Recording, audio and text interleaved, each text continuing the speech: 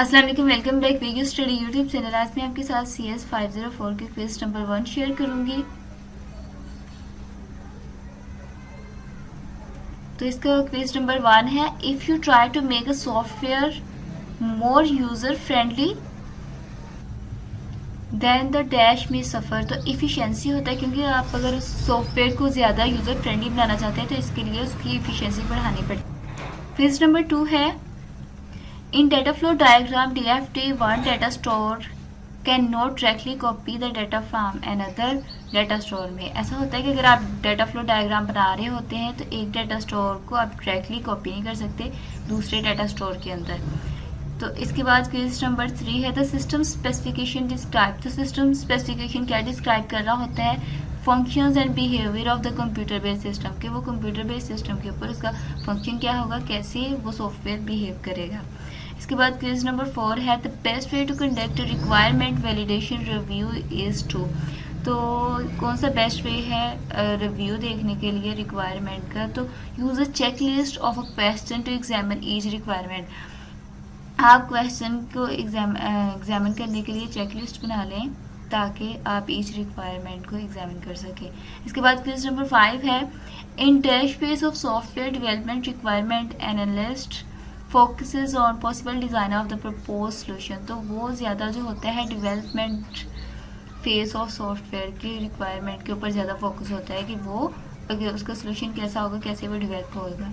इसके बाद quiz number 6 है, in data flow diagram the entity और system outside the boundary of this system is called. तो आपको पता है जो डाटा फ्लो डायग्राम होती है उसमें एंट्री आउटसाइड जो बाउंड्री होती है, बाउंड्री के बाहर वो एक्सटर्नल एजेंट्स होते हैं। इसके बाद क्विज नंबर 7 है, a dash is not the real product but just a real looking mockup of what would be eventually delivered. ये पॉसिबिलिटी आपके मिडटर्म में भी आ जाए तो प्रोटोटाइप होती है कि आपने ना जो सॉफ्टवेयर बनाना होता है उससे पहले ही आपने उसका ना डेमो टाइप बना देना होता है कि इस तरह की रिक्वायरमेंट होगी ताकि उसके यूज़र से उसकी सेटिस्फेक्शन भी जानी जा सके।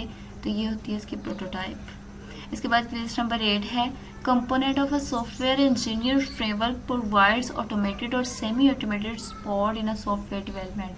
तो ऑब्वियसली उसमें टूल्स की यूज़ हो रही होती है। Tools component of software engineering framework provide automated और semi automated support in a software development. Software के डेवलपमेंट के लिए टूल्स कंपोनेंट की ज़रूरत होती है सॉफ्टवेयर इंजीनियरिंग फ्रेमवर्क में।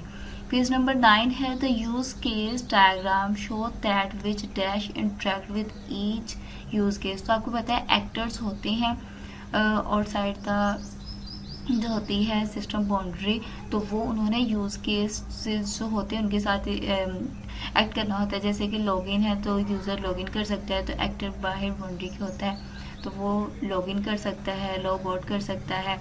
कोई भी जिस तरह का सॉफ्टवेयर होगा उसके अकॉर्डिंग उन्होंने रिएक्ट करना होता है। इसके बाद क्वेश्चन नंबर 10 है, the best way to conduct a requirement validation review is to. तो कौन सा बेस्ट तरीका है रिक्वायरमेंट की वैलिडेशन रिव्यू लेने का? तो ये होता है, use a checklist of a question to examine each requirement. तो आप क्या कर रहे होते हैं, चेक लिस्ट बना लेते हैं क्वेश्चन को एग्जामिन करने के लिए जितनी भी रिक्वायरमेंट होती है। होप सो कि ये वीडियो आपके लिए हेल्पफुल हो। तो please like and subscribe my channel for latest update. 100% tricks solution मैंने आपके साथ शेयर किया है। फिर भी आपको इसमें कोई प्रॉब्लम आ रही है आप कमेंट सेक्शन में कमेंट कर सकते हैं। तो प्लीज़ वीडियो को लाइक किया करें और सब्सक्राइब करें ताकि आपको लेटेस्ट जो नोटिफिकेशन है आपको मिल सके। ओके, अल्लाह हाफिज़।